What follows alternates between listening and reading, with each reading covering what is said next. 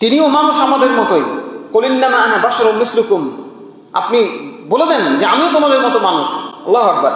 তিনিও মানুষ, আমিও মানুষ, আপনিও মানুষ, কিন্তু তার মর্যাদা, তার বক্ষকে আল্লাহ রাব্বুল আলামিন প্রশস্ত করেছেন। আমাদের বক্ষ এত প্রশস্ত না। ওয়া রাফা'না লাকা যিকরাক, আর আপনার সম্মান মর্যাদা আমি আল্লাহ রাব্বুল আলামিন বাড়িয়ে দিয়েছি, আলহামদুলিল্লাহ।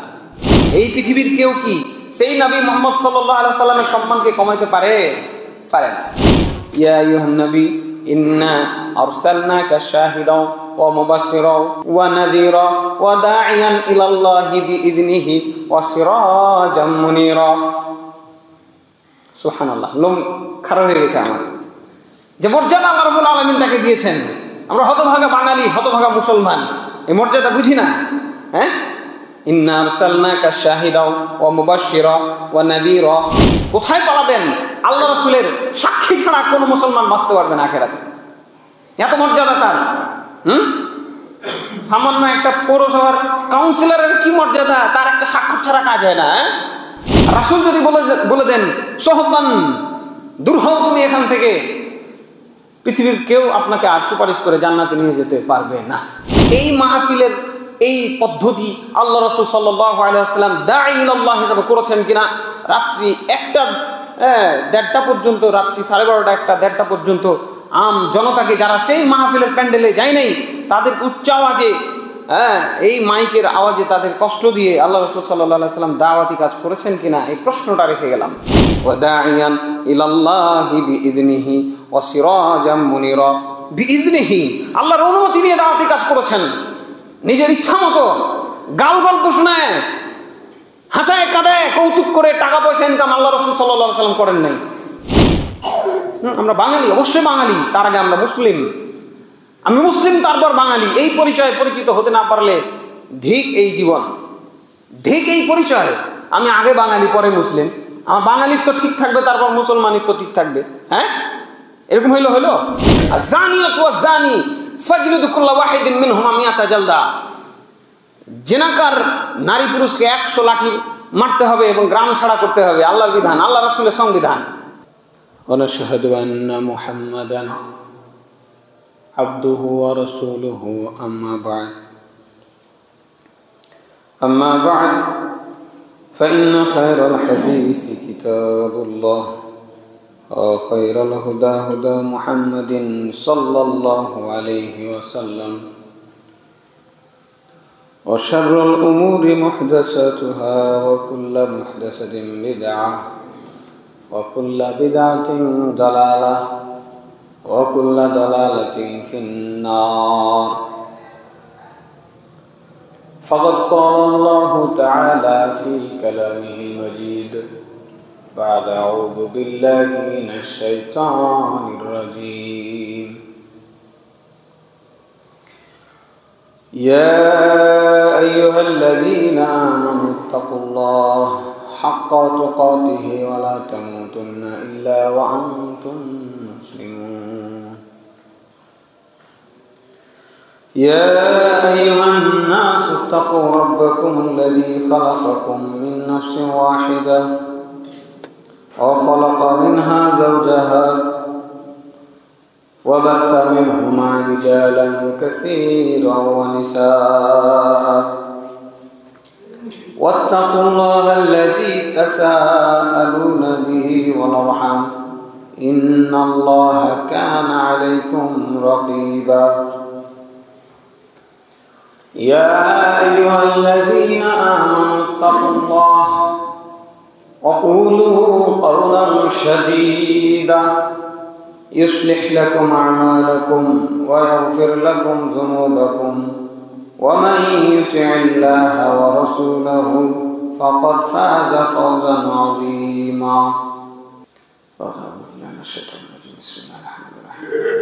قاف والقرآن المجيد بل عجبوا أن جاءهم منذر منهم فقال الكافرون هذا شيء عجيب أإذا متنا وكنا ترابا ذلك رجع بعيد قد علمنا ما تنقص الأرض منهم وعندنا كتاب حفيظ بل كذبوا بالحق لما جاءهم فهم في أمر مريج أفلم ينظروا إلى السماء فوقهم كيف بنيناها وزيناها وما لها من فروج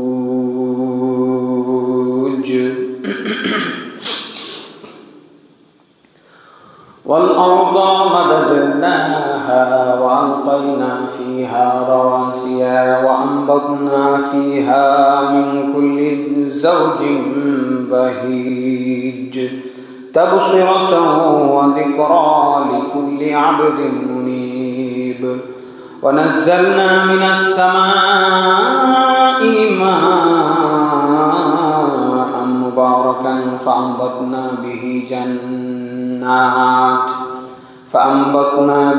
جنات وحب الحصيد والنخل باسقات لها طلع نضيد وقال سبحانه وتعالى يا أيها النبي إنا أرسلناك شاهدا ومبشرا ونذيرا وداعيا إلى الله بإذنه وسراجا منيرا الأحزاب آيات 45-46 وقال النبي صلى الله عليه وسلم لا يؤمن أحدكم حتى أكون أحب إليه من والده وولده والناس أجمعين রাহুল বুখারী। যাবতীয় প্রশংসা আল্লাহ রাব্বুল আলামিনের জন্য। দুরূদ ও শান্তির ধারা বর্ষিত হোক আমাদের প্রিয় নবী শেষ নবী মুহাম্মদ রাসূলুল্লাহ সাল্লাল্লাহু আলাইহি ওয়াসাল্লামের উপরে। ঝঞ্ঝা বিক্ষুব্ধ এই পৃথিবীতে শান্তির একমাত্র উপায় হচ্ছে ইসলাম। মানুষ যদি ইসলামকে মেনে চলে, ইসলামের বিধানকে মেনে চলে, আর পৃথিবীতে যত বিশৃঙ্খলা বিপর্যয় রয়েছে এগুলো নিমেষেই বন্ধ হয়ে যাবে। আল্লাহ রাব্বুল আলামিন এই দ্বীনকে মানব জাতির জন্য কল্যাণ স্বরূপ দ্বীন হিসেবে নাজিল করেছেন। বলুন আলহামদুলিল্লাহ।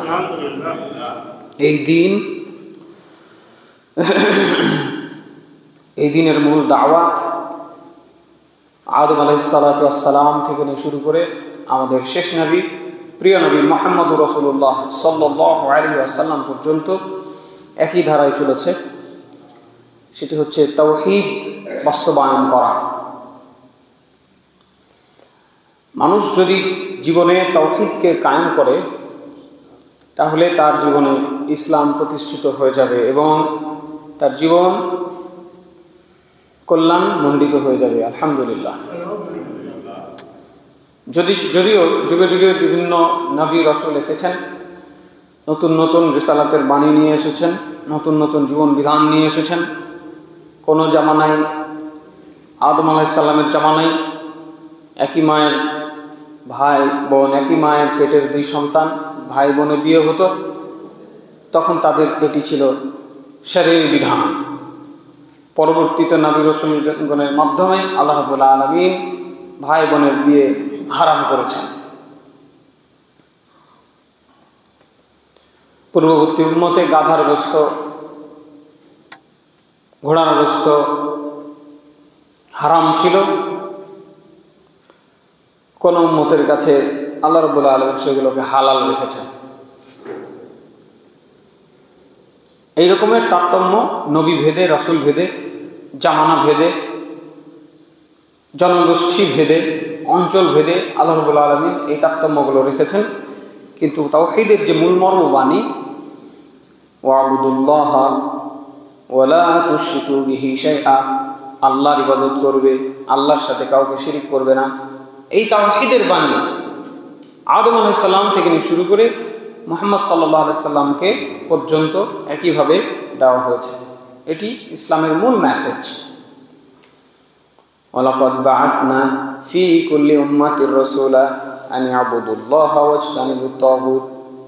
আমি প্রত্যেকটা উম্মতের কাছে রাসূল পাঠিয়েছিলাম এই মর্মে যে তোমরা আল্লাহর ইবাদত করবে, আল্লাহ বিরোধী শক্তি তাগুতকে বর্জন করবে। ওয়াল্লাযিনা ইজতানাবুত তাগুত ওয়া ইউমিন বিল্লাহ ফাকাদ ইসতামসাকা বিল উরওয়াতিল ওয়াসকা লা ইনফিসামা লাহা। যারা তাগুতকে বর্জন করে আল্লাহর উপর ঈমান আনবে, আল্লাহকে মেনে নেবে, তারা শক্ত হাতল ধরবে, যা কখনো ছিন্ন হবার নয়। বলুন সুবহানাল্লাহ। প্রত্যেক জাতির জন্য এই মূল মেসেজ। এই মেসেজ যারা এনেছেন তাদের নাম হচ্ছে মেসেঞ্জার, রাসূল। রাসূল এবং নবীর মধ্যে কিছুটা তফাৎ আছে। রাসূল নতুন জীবন বিধান নিয়ে এসেছেন।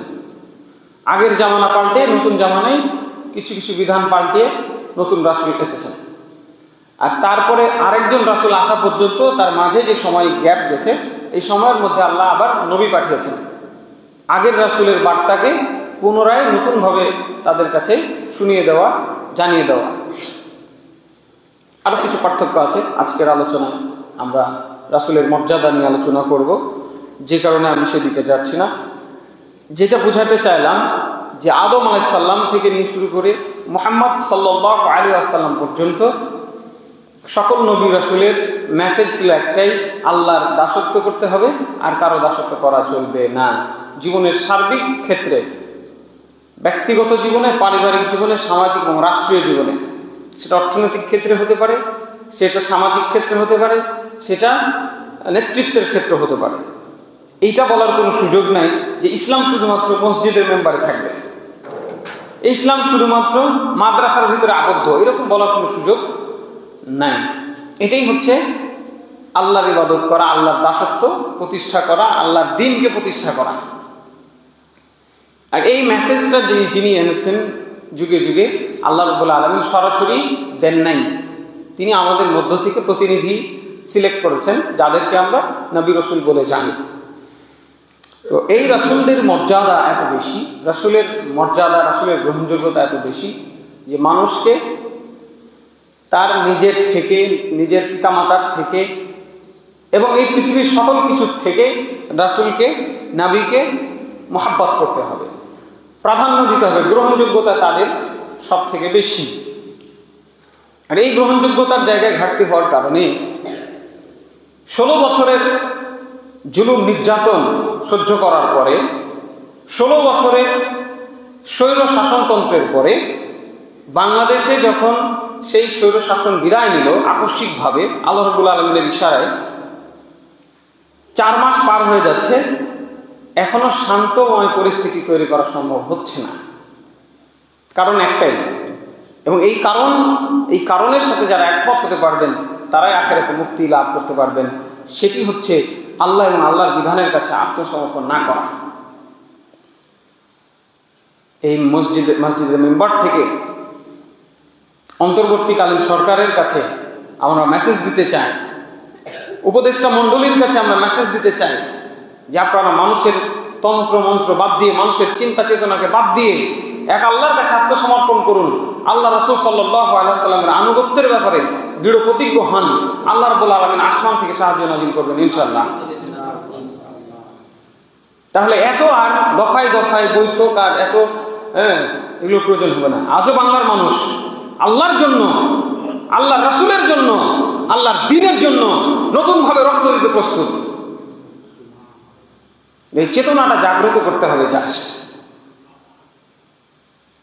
পার্শ্ববর্তী রাষ্ট্র কি বলল, বহির্বিশ্ব কি বলল, এইসব চিন্তা ভাবনা না করে যদি আমাদের সরকার, আমাদের জনগণের যে চিন্তা, আমাদের বাংলাদেশের জনগণের চিন্তা কি?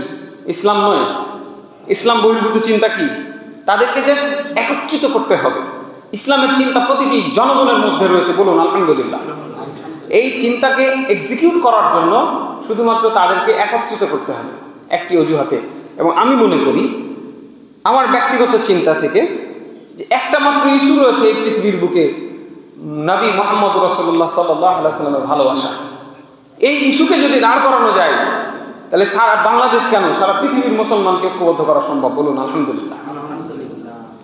কাজেই নবীর যে কি মর্যাদা, রাসূলের যে কি মর্যাদা, শুধু আবেগ ঘন ভালোবাসা নয়, তাদেরকে বাস্তবমুখী প্রশিক্ষণ, বাস্তবতার নিরিখে যদি তাদেরকে বোঝানো যায়, হয়তোবা অদূর ভবিষ্যতে আল্লাহ রাব্বুল আলামিন আমাদেরকে আল্লাহর বিধান অনুযায়ী মানুষকে শাসন করার এবং নিজেকে শাসিত হওয়ার তৌফিক দান করতে পারেন। আল্লাহ যেন আমাদের কবুল করেন, আল্লাহুম্মা আমিন। আল্লাহ রাব্বুল আলামিন পবিত্র কোরআনে সূরা আম্বিয়ার 107 নম্বর আয়াতে বলছেন, ওমা আরসালনাকা ইল্লা রাহমাতাল লিল আলামিন। হে নবী সাল্লাল্লাহু আলাইহি ওয়াসাল্লাম, আমি আপনাকে শুধুমাত্র এই জগৎবাসীর জন্য রহমত রূপে প্রেরণ করেছি। বলুন আলহামদুলিল্লাহ। নবীর মর্যাদায় আল্লাহ রাব্বুল আলামিন ঘোষণা করলেন যে আপনাকে আমি এই জগৎবাসীর জন্য, শুধু বাংলাদেশের জন্য নয়, শুধু ভারতের জন্য নয়, সৌদি আরবের জন্য নয়, শুধু মুসলমানের জন্য নয়, বরং সমগ্র জাতি, এই বিশ্ব ব্রহ্মাণ্ডে জিন ইনসান যে আছে, জিন পর্যন্ত সবার জন্য আল্লাহ রসুলকে আল্লাহ রাব্বুল আলামিন রহমত স্বরূপ পাঠিয়েছেন বলে ঘোষণা দিলেন। এরপরে তিনি আরও বলছেন তার যে মর্যাদা সেটি কোরআনের মধ্যে বর্ণনা করেছেন। সূরা আলাম নাশরাহ, সেখানে বলছেন আলাম নাশরাহ লাকা সদরক ওয়া ওয়াদা'না আনকা বিজরাক আল্লাযী আনকাযা যহরাক ওয়া রাফা'না লাকা যিকরাক। হে নবী, আমি কি আপনার বক্ষকে প্রশস্ত করে দেই নেই? যে বক্ষের ভেতরে এই বিশাল কোরআনকে ধারণ করেছেন আমাদের নবী মুহাম্মদ সাল্লাল্লাহু আলাইহি সাল্লাম, এই পুরো জীবন বিধানকে এই একক বক্ষের মধ্যে আল্লাহ রাব্বুল আলামিন ঢেলে সাজিয়েছেন। ওমা ইয়াতুনাকা বিমাসালিন ইল্লা জিনাকা বিল হাক্কি ওয়া আহসানা তাফসীরা। সূরা ফুরকানের মধ্যে আল্লাহ রাব্বুল আলামিন বলছেন, তোমার কাছে তারা এমন কোনো বিষয় উত্থাপন করে না যার উত্তম সমাধান এবং উত্তম তাফসীর ব্যাখ্যা আমি আল্লাহ রাব্বুল আলামিন দেই নাই। আলহামদুলিল্লাহ বলবেন না? কিছুই বাকি রাখেন নাই। এই বক্ষের ভেতরে এভরিথিং পুটেড ডাউন, সবকিছুই আল্লাহ রাব্বুল আলামিন আসমান থেকে দান করেছেন, নাজিল করে দিয়েছেন। আলহামদুলিল্লাহ। তাহলে নবী মুহাম্মদ সাল্লাল্লাহু আলাইহি সাল্লাম কি মর্যাদা! তার হৃদয় মানুষের পেট থেকে জন্ম নিয়েছেন। তিনিও মানুষ আমাদের মতোই। কুল ইন্নামা আনা বাশারুম মিসলুকুম, আপনি বলে দেন যে আমিও তোমাদের মতো মানুষ। আল্লাহু আকবার। তিনিও মানুষ, আমিও মানুষ, আপনিও মানুষ, কিন্তু তার মর্যাদা, তার বক্ষকে আল্লাহ রাব্বুল আলামিন প্রশস্ত করেছেন। আমাদের বক্ষ এত প্রশস্ত না। সকালে এক কথা বলি, বিকালে আরেক কথা। সমাজ আগে একটা কথা বলেছি, সমাজ পর মনে নাই, এবং পুরো অস্বীকার করি না, এই কথা হইতে পারে না, আছে না না? আল্লাহ রাসূল সাল্লাল্লাহু আলাইহি ওয়াসাল্লাম এরকম ছিলেন না, তার বক্ষ প্রশস্ত ছিল। এই জন্য হাদিস পড়বেন, আল্লাহু আকবার, আমি আশ্চর্য হই যে এতগুলো হাদিস বুখারী, মুসলিম। বুখারী তো 6 খণ্ড, মোটামুটি এরকম মোটা বই হবে, এক খণ্ডে হয় না। তাই ইসলামী ফাউন্ডেশন যেটা করেছে ওটা মনে হয় 10 খণ্ড না 11 খণ্ড। এত মোটা বই, কতগুলো কথা লেখা থাকতে পারে? তারপরে তো আরো আছে মুসলিম, আবু দাউদ, নাসাই, তিরমিজি, ইবনে মাজাহ, যেগুলোকে সিয়াসিত্তা বলা হয়, যদিও ভাষাটা ভুল, কারেকশনের দরকার আছে। এগুলো সিয়াসিত্তা না, এগুলো কুতুবে সিত্তা বলা যায়। সহিহ হাদিস শুধুমাত্র বুখারী, মুসলিম, আর বাকিগুলোর মধ্যে সহিহ হাদিসও আছে, জয়ীফ হাদিসও আছে। এতগুলো বইয়ের ভেতরে এতগুলো হাদিস, আল্লাহু আকবার, একটার সাথে আরেকটার কোনো দ্বন্দ্ব নাই। সুবহানাল্লাহ। একটা কথার সাথে আরেকটা কথার কোনো দ্বন্দ্ব খুঁজে পাবেন না। প্রত্যেকটা কথা একটা আরেকটার সাথে মিক্স, সুন্দরভাবে মিলে যাবে। একবার একটা বললেন, আরেকবার আরেকটা বললেন, এরকম নাই। বাইবেল খুঁজবেন, একটার সাথে আরেকটার দ্বিমত আছে। ওদের বাইবেলে ভার্সন আছে, নাউজুবিল্লাহ। কোরআনের কোনো ভার্সন নাই, আলহামদুলিল্লাহ। কোরআন একটাই, নবীর হাদিসও একটাই, আলহামদুলিল্লাহ, কোনো তফাৎ নাই। কিন্তু মানুষ নিজেদের স্বার্থ দ্বন্দ্বের কারণে হাদিসের মধ্যে অনেক গোজামিল ঢুকিয়েছে। নিজেদের প্রয়োজনে, বিশেষ করে শিয়া সুন্নির বিভক্তির সময়কালে বহু হাদিস বানিয়ে আল্লাহ রাসূলের নামে চালিয়ে দেওয়া হয়েছে, যে হাদিসগুলোকে পরবর্তীতে মুহাদ্দিসিনে কেরামের খেদমতের মাধ্যমে আল্লাহ রাব্বুল আলামিন সহিহ জয়ীফ জাল করে বিভক্ত করে দিয়ে আমাদের সামনে আবারও সেই সুন্দরভাবে সেই হাদিসগুলোকে পৌঁছে দিয়েছে। আলহামদুলিল্লাহ। আল্লাহ রাব্বুল আলামিন এই দায়িত্ব নিয়েছিলেন। আলাম নাশরাহ লাকা সদরক, আপনার বক্ষকে কি আমি প্রশস্ত করে দেই নাই? এটি হচ্ছে রাসূলের একটা বড় মর্যাদা। আপনার উপর থেকে ভার উঠিয়ে নিয়েছি আমি, যেটি আপনার জন্য কষ্টকর ছিল। ওয়া রাফা'না লাকা যিকরাক, আর আপনার সম্মান মর্যাদা আমি আল্লাহ রাব্বুল আলামিন বাড়িয়ে দিয়েছি। আলহামদুলিল্লাহ। আল্লাহর সম্মান কে আল্লাহ রাসূলের সম্মান কে বাড়িয়েছেন? আল্লাহ তাআলা। এই পৃথিবীর কেউ কি সেই নবী মুহাম্মদ সাল্লাল্লাহু আলাইহি সাল্লামের সম্মানকে কমাইতে পারে? পারে না। যতই তুমি ব্যঙ্গ কার্টুন করো, যতই তুমি গালি দাও, আল্লাহ রাসূলের সম্মান তুমি নষ্ট করতে পারবে না, বরং নিজেকে দুনিয়াতে লাঞ্ছিত, আখিরাতে লাঞ্ছিত করবে। হ্যাঁ, এটা একটা ট্রেন্ড। আল্লাহ রাসূলকে গালি দিতে পারলে ওই প্রভুদের কাছে ভালো হওয়া যায়, ওই আমেরিকার কাছে ভালো হওয়া যায়, বিশ্বে একটা পরিচিতি লাভ করা যায়। এই বাংলার কোনো কর্নার থেকে আপনি আল্লাহ রাসূল সাল্লাল্লাহু আলাইহি সাল্লামকে গালি দিবেন, সারা বিশ্বে আপনি ভাইরাল হয়ে যাবেন। এই ভাইরালের নেশা, ওই বিদেশি প্রভুদের পায়ের তলে দাসত্বের জায়গা পাওয়ার নেশাই মানুষ আল্লাহ রাসূলকে গালি দেয়। ধিক তাদের এই মনুষ্যত্ব, এই দুনিয়াবী জীবনের প্রতি তাদের লোভ মোহ লালসা, ধিক্কার জানাই। এতটুকু, কতটুকু জীবন? এতটুকু সেকেন্ডের এই জীবন, এই জীবনে ভালো থাকার জন্য আল্লাহ রাসূলকে গালি দিয়ে বিদেশি প্রভুদের বাহবা নিতে চায়। কেউ আল্লাহ রাসূলের সম্মান গালি দিয়ে কমাতে পারবে না ইনশাআল্লাহ, যেহেতু আল্লাহ তাআলা তাকে মর্যাদা মণ্ডিত করেছেন। আল্লাহ রাব্বুল আলামিন সূরা আহজাবের 45-46 নম্বর আয়াতে বলছেন, ইয়া আইয়ুহান নবী ইন্না আরসালনাকা শাহিদাও ওয়া মুবাশশিরাও ওয়া নাযীরা ওয়া দাঈয়ান ইলাল্লাহি বিইযনিহি ওয়া সিরাজাম মুনীরা। সুবহানাল্লাহ, লোম খারাপ হয়ে গেছে আমার। যে মর্যাদা আল্লাহ রাব্বুল আলামিন তাকে দিয়েছেন, আমরা হতভাগা বাঙালি, হতভাগা মুসলমান এই মর্যাদা বুঝি না। ইন্না আরসালনাকা শাহিদাও ওয়া মুবাশশিরা ওয়া নাযীরা। শাহিদা, প্রত্যেকের উপরে আমাদেরকে তিনি সাক্ষী হিসেবে দাঁড় করিয়েছেন। কোথায় পালাবেন? আল্লাহ রাসূলের সাক্ষী ছাড়া কোনো মুসলমান বাঁচতে পারবে না আখিরাতে। এত মর্যাদা তার। সামান্য একটা পৌরসভার কাউন্সিলরের কি মর্যাদা, তার একটা স্বাক্ষর ছাড়া কাজ হয় না। সামান্য একটা পৌরসভার ওয়ার্ড কাউন্সিলর, কি যোগ্যতা তার? এদেশে কত ওয়ার্ড কাউন্সিলর রয়েছে, তার একটা স্বাক্ষরের জন্য আপনাকে তার বাড়ির সামনে গিয়ে লাইন দিতে হয় না? শাহিদাও, এই সাক্ষী আল্লাহ রাসূল সাল্লাল্লাহু আলাইহি সাল্লামের জন্য খাস রাখা হয়েছে। তিনি যখন সাক্ষী দিবেন এই উম্মত আমার জান্নাতে যাওয়ার যোগ্য, তখন জান্নাতে যাইতে পারবেন পারবেন না পরে, আগে তার সার্টিফিকেটটা লাগবে। রাসূল যদি বলে দেন সোহবান, দূর হও তুমি এখান থেকে, পৃথিবীর কেউ আপনাকে আর সুপারিশ করে জান্নাতে নিয়ে যেতে পারবে না। ওয়া মুবাশশিরা ওয়া নাযীরা, সুসংবাদদাতা, সতর্ককারী। সুসংবাদও দিয়েছেন, সতর্ক করেছেন। শুধু কঠোরতার দিকটি ভাবলে হবে না, তিনি রাহমাতাল লিল আলামিন, বিশ্ববাসীর জন্য রহমত স্বরূপ ছিলেন। আলহামদুলিল্লাহ। ওয়া দাঈয়ান ইলাল্লাহি বিইযনিহি ওয়া সিরাজাম মুনীরা, আল্লাহর অনুমতি সাপেক্ষে আল্লাহর রাস্তায় আহ্বানকারী। দাঈ ইলাল্লাহ, শীতের মৌসুম আসলে যে ওয়াজ মাহফিলের যে হিড়িক পড়ে যায়, যে দাঈ ইলাল্লাহ দেখছেন, এই দাঈ ইলাল্লাহ ছিলেন আল্লাহ রাসূল সাল্লাল্লাহু আলাইহি সাল্লাম। সুবহানাল্লাহ। এখন প্রশ্ন রেখে যায়, আপত্তি করতে চায় না। আল্লাহ রাসূল সাল্লাল্লাহু আলাইহি ওয়াসাল্লাম দাঈ ইলাল্লাহ ছিলেন, দাওয়াত দিয়েছেন জনগণকে, মানুষের দিকে, মানুষকে আল্লাহর দিকে আহ্বান করেছেন। আল্লাহর বাণীগুলো মানুষকে পড়ে শুনিয়েছেন, কোরআন শুনিয়েছেন। কোরআনের বাইরেও আল্লাহর ওহীর ভিত্তিতে যে হাদিস, যেগুলোকে আমরা হাদিস বলে জানি, সেগুলো মানুষকে শুনিয়েছেন। এবং মানুষ তার পরিবার পরিজন ছেড়ে দিয়ে, পিতামাতাকে ছেড়ে দিয়ে, সন্তানকে আল্লাহর রাস্তায় কুরবানি করে দিয়ে আল্লাহ রাসূল সাল্লাল্লাহু আলাইহি সাল্লামের সামনে এসে উপস্থিত হয়েছেন, হাজির হয়েছেন, তার সাথে সারাটা জীবন কাটিয়ে দিয়েছেন। ওই সমস্ত ধন সম্পদ, পিতামাতা, আত্মীয় স্বজন তাদেরকে আটকাইতে পারে নাই। আল্লাহু আকবার। সেই দাঈ ইলাল্লাহ আর এই দাঈ ইলাল্লাহর মধ্যে সামঞ্জস্য কি করতে পারবেন? আল্লাহ রাসূল সাল্লাল্লাহু আলাইহি ওয়াসাল্লাম যেইভাবে দাওয়াতি কাজ করেছেন, আর আমাদের যে দাঈ ইলাল্লাহ গুলো শীত মৌসুমে 1 লক্ষ টাকা, 50,000 টাকা বাজেট দিয়ে, একই দিনে 2-3 জায়গায় বাজেট নিয়ে, 2-3 জায়গায় ডেট দিয়ে এই যে মাহফিল করছেন, এই মাহফিলের এই পদ্ধতি আল্লাহ রাসূল সাল্লাল্লাহু আলাইহি ওয়াসাল্লাম দাঈ ইলাল্লাহ হিসেবে করেছেন কিনা?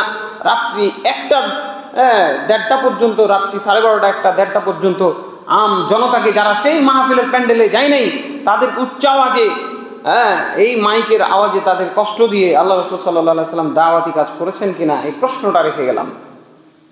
মিলায়া নিতে হবে একটু। ওয়া দাঈয়ান ইলাল্লাহি বিইযনিহি ওয়া সিরাজাম মুনীরা, বিইذনিহি, আল্লাহর অনুমতি নিয়ে দাওয়াতি কাজ করেছেন। নিজের ইচ্ছা মতো গাল গল্প শোনায়, হাসায় কাঁদায়, কৌতুক করে টাকা পয়সা ইনকাম আল্লাহ রাসূল সাল্লাল্লাহু আলাইহি ওয়াসাল্লাম করেন নাই। প্রশ্ন আবার করতে পারেন যে ঠিক আছে,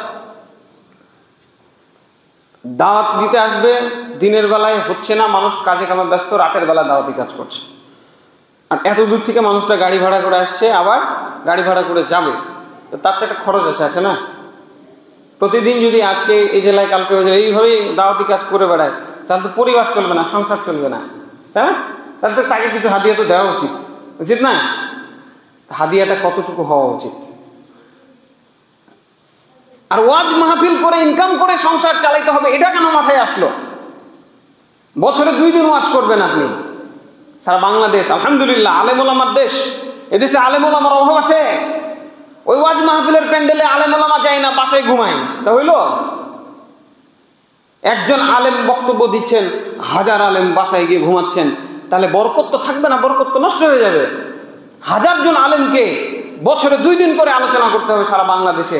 ইনশাল্লাহ বাংলাদেশের মাটিতে কালেমার পতাকা পতপত করে উঠবে আলহামদুলিল্লাহ।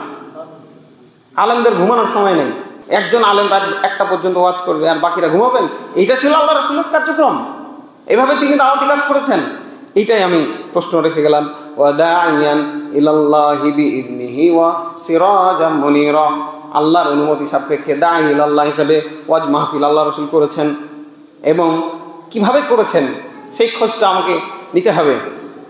আল্লাহ রাসূল সাল্লাল্লাহু আলাইহি ওয়াসাল্লামের দাওয়াতি পদ্ধতি নিয়ে একদিন স্পেশালি একটা খুতবা আমি সাজাবো, এবং সেই দিন আমি সেগুলো বিস্তারিত বলবো ইনশাআল্লাহ। ও সিরাজাম মুনিরা, তিনি ছিলেন কি? প্রদীপ। সুবহানাল্লাহ, তিনি ছিলেন আলো। এই অন্ধকারাচ্ছন্ন যুগের মানুষ, আইয়ামে জাহেলিয়াতের যুগের মানুষ আল্লাহ রাসূলকে আলো হিসেবে পেয়ে পথ চিনেছেন, প্রদীপ হিসেবে পেয়ে নিজেরা সেই প্রদীপের আলোয় আলোকিত হয়েছেন। আলহামদুলিল্লাহ। কিন্তু আমরা হতভাগা মুসলমান সেই আলোকে বাদ দিয়ে, সেই প্রদীপকে নিভিয়ে দিয়ে জাতীয়তাবাদের নাম করে বাঙালি জাতির জাতীয়তাবাদের গৌরবে উজ্জীবিত হতে চাই। বলুন নাউজুবিল্লাহ।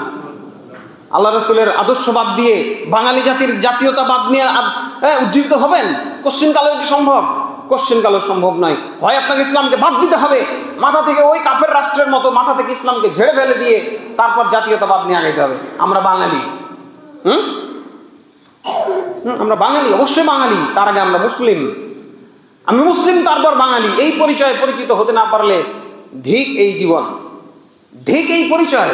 আমি আগে বাঙালি পরে মুসলিম, আমার বাঙালিত্ব ঠিক থাকবে তারপর মুসলমানিত্ব ঠিক থাকবে, হ্যাঁ? এরকম হইলো? আগে আমি মুসলিম, ইসলামের প্রশ্নে, নবীর প্রশ্নে কোনো কম্প্রোমাইজ থাকবে না, এরপর আমি বাঙালি অথবা ভারতীয় অথবা অন্য কোনো দেশের। কথা বুঝেন নেই? জাতীয়তাবাদ কখনো একটি দেশের, একটি জনগোষ্ঠীর জন্য প্রধান ইস্যু হতে পারে না। প্রধান ইস্যু হবে একটাই, সেটা হলো আমি আল্লাহর বান্দা, আমি মুসলমান, আমি নবীর উম্মত। যেই নবীকে আল্লাহ রাব্বুল আলামিন এত মর্যাদা দিয়েছেন, সেই নবীর উম্মত হইতে পারাটা বড় সৌভাগ্যের বিষয় না? সেটাই হলো সৌভাগ্যের বিষয়। কাজেই আল্লাহ রাসূল সাল্লাল্লাহু আলাইহি ওয়াসাল্লামকে যে মর্যাদা আল্লাহ রাব্বুল আলামিন দিয়েছেন, এই মর্যাদাকে আমাদেরকে ধারণ করতে হবে এবং জানতে হবে, বুঝতে হবে।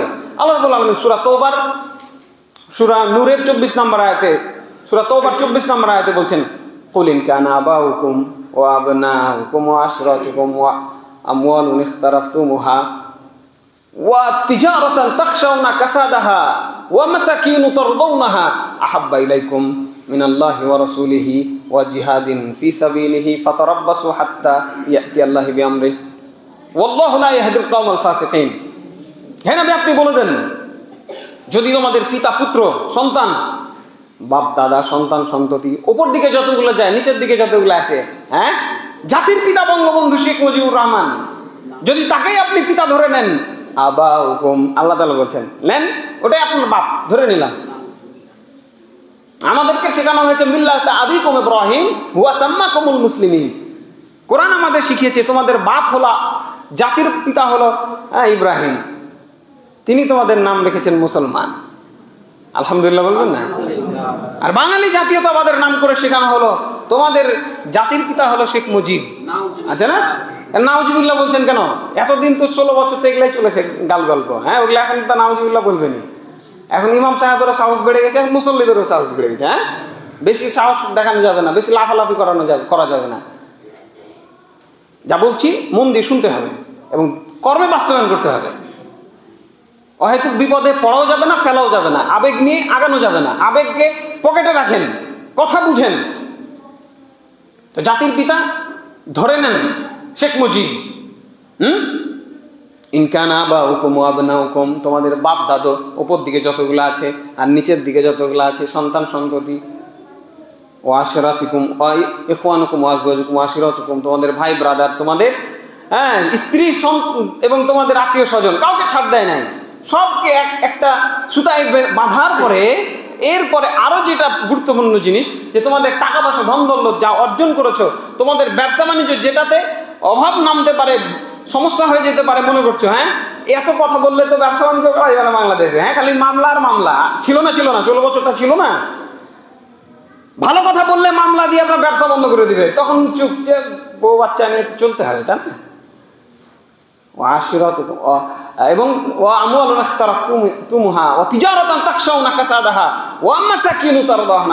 যে বাড়িতে তোমরা আরামসে বউ বাচ্চা নিয়ে ঘুমাচ্ছ, এগুলো যদি বেশি প্রিয় হয় কার থেকে?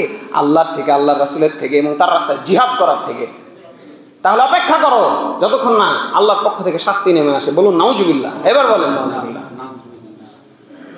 কি বুঝলেন? তাহলে আল্লাহ রাসূলের মর্যাদা, আল্লাহু আকবার। একটা মানুষের জীবনে মুহাব্বতের মর্যাদার যা কিছু রয়েছে সকল কিছুর একটা লিস্ট বানায় আল্লাহ রাব্বুল আলামিন বললেন, এটার থেকে আল্লাহ বেশি ভালোবাসতে হবে, আল্লাহ বিধানকে বেশি ভালোবাসতে হবে, কোরআনকে বেশি ভালোবাসতে হবে, কোরআনের সংবিধানকে বেশি ভালোবাসতে হবে, আল্লাহর রাসূলকে বেশি ভালোবাসতে হবে, আল্লাহর রাসূলের আনিত জীবন বিধান, আনিত সংবিধানকে বেশি ভালোবাসতে হবে। আল্লাহ রাসূলের সংবিধানে কি রয়েছে? মদ খাইলে বেত্রাঘাত করতে হবে, জুতা পিটা করতে হবে। সাহাবীদেরকে তিনি জুতা পিটা করেছেন, নাউজুবিল্লাহ। মদ খেয়ে আসার পরে জুতা পিটা করেছেন। জুতা পিটতে পিটতে একবার এক সাহাবী এত বিরক্ত হয়েছেন, জুতা পিটতে পিটতে বলছে, এই তোর লজ্জা শরম কিছু নাই, এত জুতা পিটা খাচ্ছিস, ফের মদ খাইস। আল্লাহ রাসূল বলছেন, এই মারো তাকে, কিন্তু গালি দিবা না। মদ খেয়েছে, আল্লাহ রাসূলের প্রিয় সাহাবী, ভালোবাসার খবরখানা আল্লাহ রাসূল জানতেন, গালি দিতে দেন নাই। মারো, মদ খেয়েছে, শাস্তি ওটাই হবে। আল্লাহ রাসূলের সংবিধান জেনা করেছে, জানিয়াতু ওয়াজ জানি ফাজলিদু কুল্লা ওয়াহিদিন মিনহুমা মিয়াতা জালদা। জেনাকার নারী পুরুষকে 100 লাঠি মারতে হবে এবং গ্রাম ছাড়া করতে হবে। আল্লাহর বিধান, আল্লাহ রাসূলের সংবিধান। মানুষ চুরি করলে হাত কাটতে হবে, আল্লাহ রাসূলের সংবিধান। কথা বুঝেন নেই? এই সংবিধানের প্রতি ভালোবাসা রাখতে হবে। যদি ঘৃণা চলে আসে, ঈমান শেষ। 1 সেকেন্ড সময় লাগবে না। যদি ঘৃণা চলে আসে, এটা কোনো বিধান হলো? বর্বর বিধান, যেমন ওই পাশ্চাত্য গণতান্ত্রিক রাষ্ট্রগুলো বলছে ইসলামের এই সমস্ত বিধানগুলো হলো সেকেলে, বর্বর। বলুন নাউজুবিল্লাহ। আর তাদের শুধু সুর মিলিয়ে আমরা মুসলমানরাও কি জানি ঠিকই মনে হয় বলছে। এই জন্য পক্ষে তো কথা বলতে পারি নাই। এই জন্য 95% মুসলমানের দেশের সংবিধান এগুলো নাই। কেন? আগে এটা ঢুকাইতে হবে, এরপর বাকি যা কিছু ঢুকাবেন ঢুকান, তবে কোরআন সুন্নাহর বিরোধী ঢুকানো যাবে না। যদি ঢুকান তাহলে এরকম হাজারো অভ্যুত্থান করে কোনো লাভ নাই। এরকম হাজারো উপদেষ্টা পরিষদ গঠন করে, হাজারো অন্তর্বর্তীকালীন সরকার গঠন করে, হাজারো বিপ্লবী সরকার গঠন করে কোনো লাভ নাই। দুনিয়াতে সফলতা আসলেও আখিরাতে ব্যর্থতা, ব্যর্থতা, ব্যর্থতা, চূড়ান্ত ব্যর্থতা। কাজে আমাদেরকে নবী মুহাম্মদ সাল্লাল্লাহু আলাইহি ওয়াসাল্লামের মর্যাদা অনুধাবন করে সেই অনুযায়ী আমাদের জীবনকে সাজাইতে হবে। আমরা যদি নবীর এই মর্যাদা যা আল্লাহ তাআলা দিয়েছেন এবং প্রত্যেক জামানায় নবী পাঠিয়েছেন, আল্লাযী আরসালা রাসূলাহু বিল হুদা ওয়া দীনিল হক লিইয়ুযহিরাহু আলা দ্বীনি কুল্লিহি, সূরা সফ আয়াত নম্বর 9। তো কোরআন পড়তে হবে, তাহলে আমার কথাগুলো বুঝতে পারবেন। তিনি আল্লাহ এই পৃথিবীতে রাসূল পাঠিয়েছেন হেদায়েত দিয়ে এবং দ্বীনে হক, সঠিক বিধান দিয়ে পাঠিয়েছেন। এই কথাটা কি অবিশ্বাস করেন? এই কথাটা অবিশ্বাস করেন? কে কে বিশ্বাস করেন? হাত তুলেন তো দেখি। এই যে আল্লাহ তাআলা বললেন আমি দ্বীনে হক পাঠিয়েছি নবীর মাধ্যমে, কে কে বিশ্বাস করেন? একটু হাত তুলেন নাকি অবিশ্বাস আছে নাকি? একটু হাত তুলেন। আল্লাহ তুমি হাতগুলোকে কবুল করে নাও, আল্লাহুম্মা আমিন। হাত নামান। বিশ্বাস কি শুধুমাত্র অন্তরে থাকবে না বাস্তবে আসতে হবে? যদি আল্লাহ রাব্বুল আলামিন সত্য নবী পাঠিয়ে থাকেন, রাসূল পাঠিয়ে থাকেন সত্য বিধান দিয়ে, লিইয়ুযহিরাহু আলা দ্বীনি কুল্লি, এবং তিনি বলেছেন সকল দিনের উপরে এই দিনকে আল্লাহ রাব্বুল আলামিন কায়েম করে দিবেন। বলুন আলহামদুলিল্লাহ। যেমন বিশ্বাস করেছেন চাইতে হবে শুধু, এবং প্রয়োজনে রক্ত দিতে হলে রক্ত দিতে হবে। রক্ত ছাড়া হয়েছে কিছু? হয় নাই। প্রয়োজনে রক্ত দিতে হবে, আর যদি রক্তের প্রয়োজন না হয় অন্তত আন্তরিকভাবে চাইতে হবে। বাংলাদেশ ইসলাম বিরোধী দেশ নয়, আলহামদুলিল্লাহ, সবাই চায় যে এই দেশে ইসলাম কায়েম হয়ে যাক, শুধু প্রসেসটা ভুল করছি আমরা। আবার ওদের ওই কি একটা জুজুর ভয় আছে, তা ওদের কাছে গিয়ে আমরা হাত পাতি যে আমাদের দেশের জন্য একটা ভালো কিছু করে দেন। কেউ করে দিবে না, কেউ পৃথিবীর বুকে ইসলাম চায় না। ইসলাম চায় প্রতিটি ইসলামওয়ালা মানুষ, ইসলাম চায় প্রতিটি আল্লাহওয়ালা মানুষ, ইসলাম চায় প্রতিটি নবীওয়ালা মানুষ, যাদের ভেতরে নবীর এই মর্যাদা রয়েছে, যারা নবীকে ভালোবাসে তারা ইসলাম চায়। তাদেরকে ইসলাম চাইতে হবে, যেমন আন্তরিকভাবে তেমন বাস্তবেও ইসলাম চাইতে হবে। আজ থেকে আমরা ইসলাম বিরোধী কোনো কাজ নিজে করব না, কেউ যদি করে তাকে আমরা কি বুঝাবো, না এটা ইসলামের বাইরের কাজ, তোমার এই কাজটা ঠিক হয় নাই, প্রতারণা করা ঠিক নয়, মিথ্যা বলা ঠিক নয়, হারাম খাওয়া ঠিক নয়, পর্দাহীনতা, পর্দাবিহীন মহিলাদের বাইরে যাওয়া ঠিক নয়। এই যে এইভাবে যদি আমরা পরস্পরকে আল্লাহর বিধানের কথাগুলো বলি, এই দেশ সুন্দর সুজলা সুফলা বাংলাদেশ, কারো দেশের দিকে তাকিয়ে থাকতে হবে না। আলহামদুলিল্লাহ, সারা বিশ্বে যতগুলো দেশ রয়েছে একত্রিত করলে যত নাজ নিয়ামত রয়েছে, এই একটা বাংলাদেশের মধ্যে আল্লাহ রাব্বুল আলামিন সকল নিয়ামত দিয়েছেন। আলহামদুলিল্লাহ, খালি সাহস লাগবে, সাহস করে দাঁড়াইতে হবে। কারো প্রয়োজন নাই, এই পৃথিবীর কোনো দেশের আমার দরকার নাই, আমার শুধু আল্লাহকে দরকার, আল্লাহ রাসূলকে দরকার। আল্লাহ রাসূলকে ডিঙিয়ে যদি যান, আজীবনের এই দাসত্ব থেকেই যাবে। আমি হয়তো বললাম, হয়তো দেশে ইসলাম বিদ্বেষী সরকার আসবে, এই কথাগুলো তাদের কাছে যাবে, আমাকে জেলখানায় নিয়ে যাবে, আমাকে ফাঁসি দেওয়া হবে, শেষ, আমার গল্প শেষ। আলহামদুলিল্লাহ, আমি যদি ইসলামের উপর মৃত্যুবরণ করতে পারি, এটাই আমার জীবনের সফলতা। আলহামদুলিল্লাহ। আপনাদের বিষয় এখন আপনাদের, যা বলে গেছি, যা আল্লাহ রাসূল বলেছেন তাই, আমি নিজে পেট বানায় কিচ্ছু বলি নাই। আমি ওই কোর্টে দাঁড়ায় একই কথাই বলবো, যা আল্লাহ রাসূল বলেছেন আমি বলেছি, বাইরে যদি বলে থাকি ওটার জন্য আমি ক্ষমা চাচ্ছি। এইভাবে যদি আমরা সবাই চাই যে আল্লাহর জমিনে আল্লাহর দ্বীন বাস্তবায়ন হোক, আল্লাহ রাসূলের মর্যাদা এই দেশের মানুষ তাকে মর্যাদা দিক, তাহলে এই দেশটা ইসলামে সুস্থল ছায় সুস্থল হয়ে যাবে। আলহামদুলিল্লাহ, আমাদের সবাইকে সর্বাগ্রে তাই নবীর মর্যাদা সম্পর্কে বেশি বেশি করে জ্ঞান অর্জন করতে হবে। আল্লাহ রাব্বুল আলামিন বলছেন, ইয়া আইয়ুহাল্লাযীনা আমানু লা তুকদ্দিমু বাইনা ইয়াদাইল্লাহি ওয়া রাসূলিহি ওয়াত্তাকুল্লাহ ইন্নাল্লাহা সামিউন আলিম। হে বিশ্বাসীগণ, তোমরা আল্লাহ এবং আল্লাহ রাসূলের আগ বাড়িয়ে সামনে যাবে না। লা তুকদ্দিমু, আগ বাড়িয়ে যাবেন না, আল্লাহর জন্য ওয়েট করতে হবে। এই বিষয়ে আল্লাহ কি বিধান দিয়েছেন, আল্লাহ রাসূল কি বিধান দিয়েছেন সাল্লাল্লাহু আলাইহি সাল্লাম, আগে বাড়ানো যাবে না। এই যে মর্যাদা আল্লাহ রাব্বুল আলামিন দিয়েছেন, যে রাসূলের পেছনে থাকতে হবে। রাসূল কিভাবে দেশ পরিচালনা করেছেন, সমাজ পরিচালনা করেছেন, কিভাবে পরিবার চালিয়েছেন, কিভাবে ব্যক্তি জীবন পরিচালনা করেছেন, এইগুলো জেনে আমাদেরকে ওইভাবে জীবনযাপন করতে হবে। তার কণ্ঠের উপর কণ্ঠ উঁচু করতে আল্লাহ রাব্বুল আলামিন সাহাবীদেরকে নিষেধ করেছেন, না, রাসূল যা বলছেন তাই করতে হবে, এর ব্যতিক্রম করা যাবে না। সাহাবায়ে কেরাম তাই তো আল্লাহ রাসূলের সান্নিধ্যে থেকে তাকে ভালোবেসে, তাকে মানে যে ভালোবাসার যে উদাহরণগুলো রয়েছে, আল্লাহু আকবার, তার থুথু মাটিতে ফেলতে দিতেন না। সাহাবায়ে কেরাম তার ওজুর পানিটা নিয়ে কাড়াকাড়ি শুরু করতেন। আল্লাহু আকবার, এইভাবে মহব্বত করে, তার আনুগত্য করে যা বলেছেন তাই করেছেন। এইভাবেই তিনি এই গরিব দরিদ্র মানুষগুলোকে নিয়ে একটি সুন্দর কাঠামো তৈরি করেছেন, এবং সেটি নিয়ে আল্লাহর রাস্তায় জিহাদ করেছেন। জিহাদ ছাড়া এই পৃথিবীতে কখনোই ইসলামের বাণী প্রতিষ্ঠিত হয় নাই। আল্লাহ রাস্তায় সার্বিকভাবে জিহাদ করতে হবে, কখনো মুখ দিয়ে, কখনো কলম দিয়ে, এবং প্রয়োজন পড়লে অস্ত্র নিয়েও আপনাকে জিহাদ করতে হবে।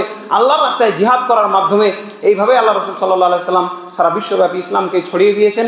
আজও যদি আমরা ইসলামকে বিশ্বব্যাপী ছড়াতে চাই, এই একই ক্রাইটেরিয়া আমাদেরকে আগাইতে হবে। আল্লাহ রাব্বুল আলামিন যেন আমাদেরকে তার নবীকে ভালোবাসার তৌফিক দান করেন, আল্লাহুম্মা আমিন। তার দ্বীন ইসলামকে ভালোবাসার তৌফিক দান করেন, আল্লাহুম্মা আমিন। তার দ্বীনের মর্যাদাকে উন্নীত করার জন্য, তার নবীর মর্যাদাকে উন্নীত করার জন্য তার রাস্তায় জীবন বিলিয়ে দেওয়ার তৌফিক দান করেন, আল্লাহুম্মা আমিন। ওয়া আকুলু কওলি হাযা ওয়া আস্তাগফিরুল্লাহ লি ওয়া লাকুম ওয়া লিসাইরিল মুসলিমিন ফাস্তাগফিরুহু ইন্নাহু হুয়াল গফুরুর রাহিম।